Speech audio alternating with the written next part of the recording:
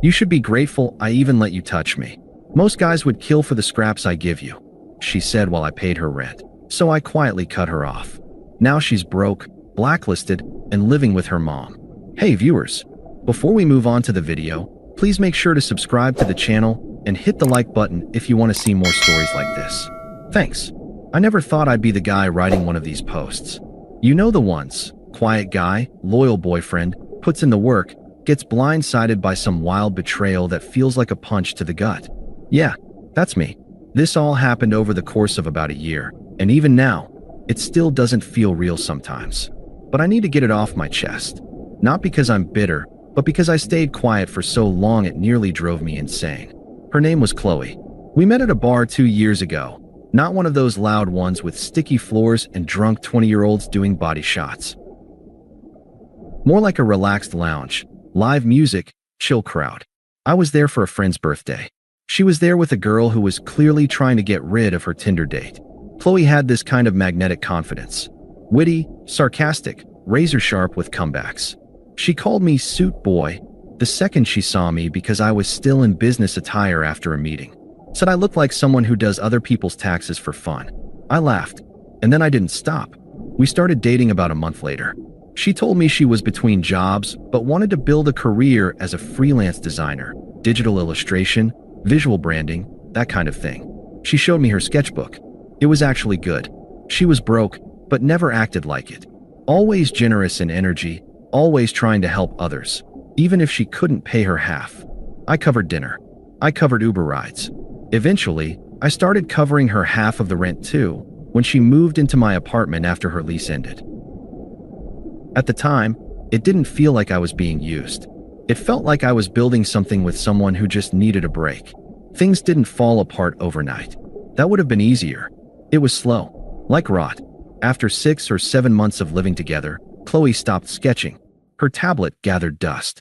She started sleeping in, binging shows, making jokes about how capitalism kills creativity. I kept paying for everything: rent, utilities, her phone bill. I'd come home from 10-hour days, and she'd still be in pajamas. Don't judge me.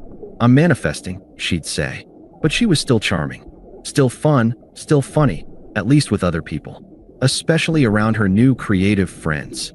DJs, influencers, wannabe podcast hosts who called themselves visionaries and posted fake deep quotes over stock photos of sunsets. I didn't fit in with them. I wasn't edgy. I wasn't chaotic. I was stable, responsible, boring. I remember one party we had at our place, her idea. She invited everyone she knew and introduced me to her friends like I was the landlord, not her boyfriend. This is Daniel, she said, laughing. He's the guy who makes sure I don't starve. I laughed it off in front of everyone, but it stung. A few days later, I overheard her talking to one of her friends on speaker while she was in the shower. She must have left the bathroom door cracked. Her friend asked something about me. I don't remember the exact question, but I do remember Qley's answer.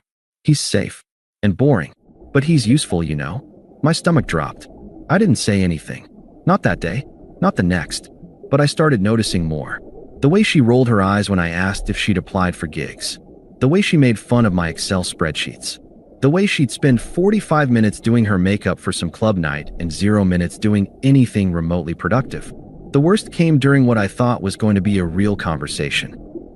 I asked her, gently, if she still wanted to pursue design.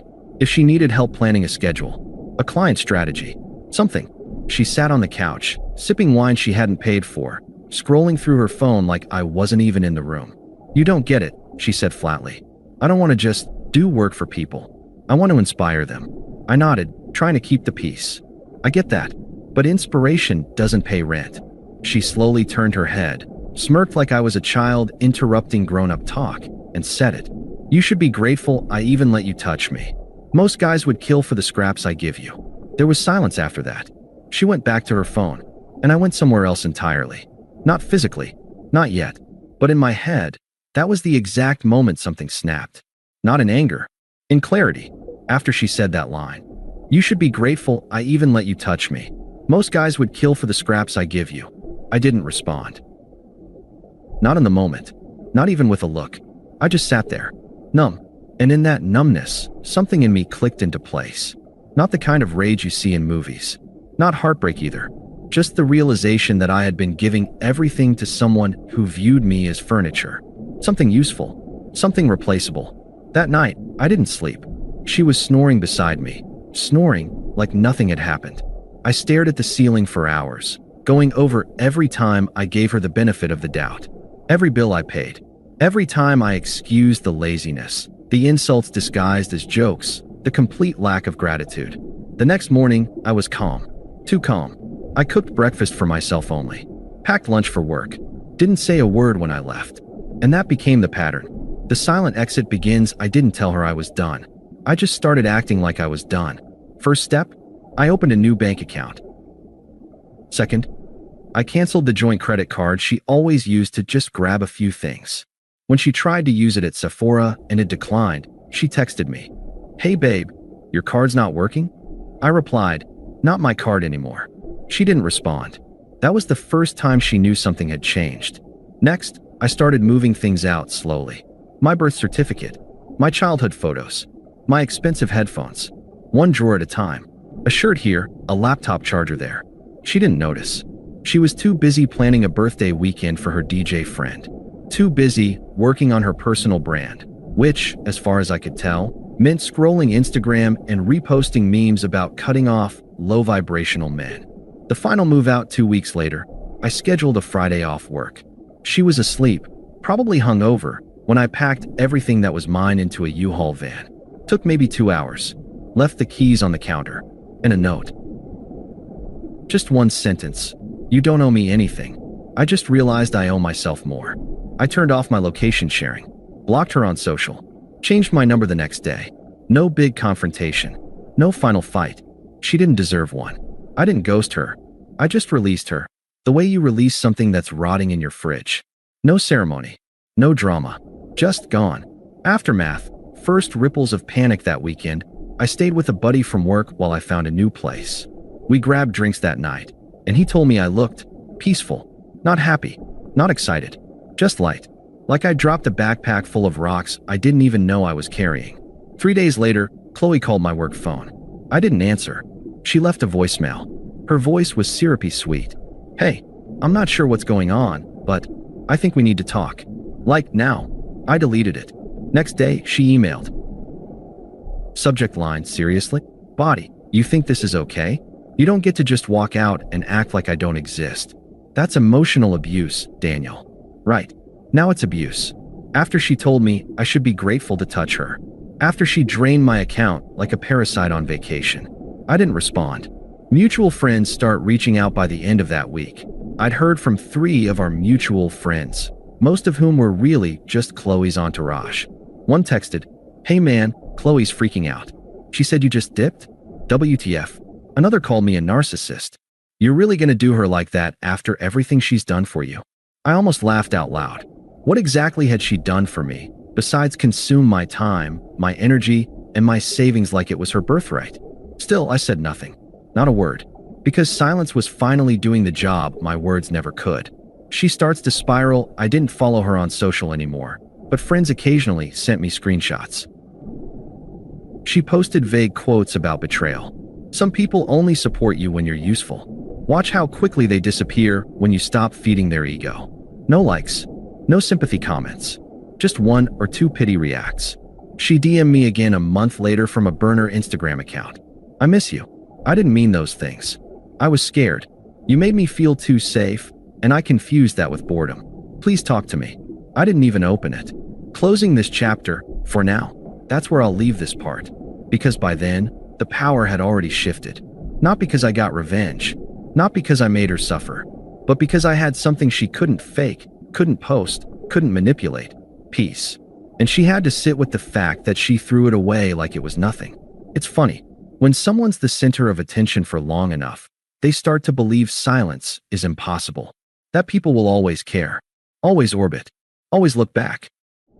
But when you truly go quiet on someone like Qley, no text, no call, no explanation, not even anger, the silence becomes unbearable. And eventually, it starts screaming. The DJ boyfriend who wasn't about 6 weeks after I moved out, a mutual friend, a guy named Marcus who never really picked sides, sent me a message. Yo, you heard about Qley and Kai? Kai was the DJ she used to brag about. Some shirtless guy with a SoundCloud and 6 baby mamas, apparently. He'd started crashing at her place right after I left. According to Marcus, they were together for about 4 weeks. Then Qley posted a photo of them in bed, and Kai immediately commented, "Why you posting this? We're not even like that. Public. For everyone to see." 10 minutes later, he blocked her. A few days after that, he left with her laptop, a PlayStation I'd bought for myself, and she kept, and $300 cash she had stashed in a drawer. She called the police. They told her it was a civil matter. She posted some Instagram story rant about men being trash and how she was done being generous. Generous. As if she had been the one paying rent, covering groceries, buying electronics. The blacklist begins, then the landlord got involved. Apparently, she hadn't paid rent in 2 months. She'd been too emotionally distressed to get a job. Her words, not mine, and kept promising her new man would help out. But DJ Kai was long gone. When she finally got an eviction notice, she lost it on the property manager, screamed at him in the front office until security had to escort her out. Result? She got blacklisted from every property owned by that real estate group, which was a lot. In that part of town, it meant she'd either have to go way out into the suburbs or move back home. She chose the latter. Back to mom's house, she didn't tell anyone, but people talk. I heard from Marcus again. He ran into her at a grocery store back in her hometown. Said she was wearing oversized sunglasses and pretending not to see him. She looked exhausted, pale, not in a glow-up detox kind of way, just drained. He said she mumbled something about being in between chapters and walked off without buying anything. I'd be lying if I said I didn't feel anything. But it wasn't pity. It wasn't satisfaction either. It was more like this weird, clinical detachment. Like watching a building collapse after you already moved out. She tries again a few weeks later. I got an email. Subject, please read this. Body, I know I hurt you.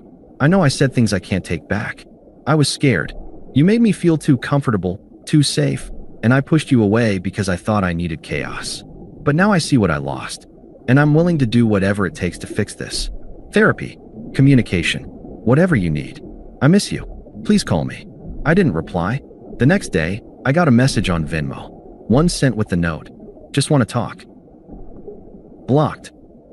She sent a message to my cousin, who lived in another city. Can you tell him I'm not crazy? That I was just overwhelmed. Blocked again. Then she tried the guilt route. Sent me an actual handwritten letter through my old building's office, which I no longer lived in. You don't have to forgive me. Just don't hate me. I didn't hate her. I forgot her. Her friend's turn at first. She tried to rally support. Telling people I ghosted her painted me as cold and heartless. But people started asking questions. Didn't he pay your rent for a year? Weren't you the one who said he was lucky to even be with you? Didn't you have some guy move in right after? Her tribe, the creatives, the loud personalities, started quietly stepping back. You can only play the victim for so long before people remember who you really are. And me? I was fine. Actually, better than fine. I wasn't dating anyone. Wasn't trying to. I was working, sleeping better, playing guitar again. I had weekends to myself. My bank account was growing again. I wasn't walking on eggshells in my own home. No drama. No manipulation. No noise. Just peace. Which, after all that, felt like luxury. I hadn't seen Qley in person since the day I moved out. Not in the supermarket. Not on the street. Not even in passing. And I liked it that way. So when I saw her standing outside my new building one Saturday afternoon, leaning against the brick wall near the entrance, arms folded tight across her chest like armor, I froze. Not out of fear. Out of pure disbelief that she had the nerve. The last attempt she looked smaller somehow. Like the air had gone out of her. No lashes. No lip gloss. Hair tied back in a low knot. Wearing a hoodie I forgot I even owned. She didn't see me at first. I watched her glance around nervously, checking her phone like she wasn't exactly sure what to write next. Then her eyes locked on mine. I didn't wave. I didn't smile. Just walked past her toward the door. Wait, she said. Please. I didn't stop walking. She followed me up to the intercom. You blocked everything. I didn't know how else to reach you. Still silent. I unlocked the door, held it open, not for her, just because I wasn't going to slam it in her face. But I didn't step aside either. Can we talk? Just for 5 minutes. That's all I'm asking. I looked her straight in the eye. You said I should be grateful you let me touch you, I said. Remember that? She flinched, like the words hit her harder than she expected. I didn't mean it. I was being cruel. I was serious, I interrupted. That was the most honest thing you ever said. She blinked. Her mouth opened, but nothing came out. You wanted someone to orbit you, to feed your ego, pay your bills, sit quietly in the passenger seat of your movie. I get it now. I stepped inside, held the door, but I'm not angry. I'm just done. The door closes. She didn't try to follow me in. Didn't scream, didn't cry, didn't throw a tantrum like I half expected. She just stood there in the doorway, hugging herself, swallowing whatever performance she thought would work. I let the door close between us. Not dramatically, just quietly, like closing the lid on a chapter that no longer had anything to teach me. Aftermath, that was 3 months ago. She hasn't shown up again. Marcus told me she moved to Florida to live with a cousin. Started doing some MLM scam. Still posts thirst traps with fake deep captions about healing energy and manifesting real men. I don't check her page. I just hear things. And me? I've stayed single. Happily. Peacefully. Intentionally. I don't need revenge. I don't need closure from her. Silence was enough. The life she thought was beneath her is the one I'm living better now, without her in it. Thanks for watching. Make sure to subscribe to the channel and hit the like button. What do you think about this story? Share it in the comments.